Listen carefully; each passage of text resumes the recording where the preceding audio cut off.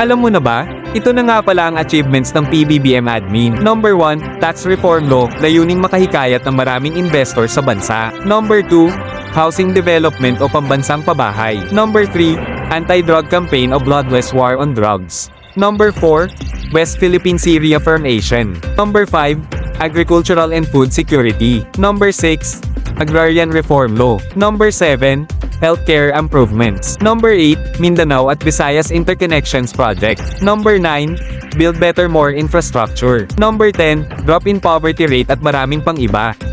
Nang maupo si Rodrigo Duterte sa pagkapangulo, nagkaroon ng pambansang utang ang Pilipinas na umabot sa 6.6 trillion pesos. Ang halagang ito ay naipon sa nakaraang administration kasama ang kina Gloria Arroyo, Noynoy Aquino, Joseph Estrada at Fidel Ramos. Sa pagtatapos ng termino ni Duterte, ang pambansang utang ay tumaas sa mahigit 13.8 trillion pesos. Ikaw, anong masasabi mo sa utang ng nakaraang administration?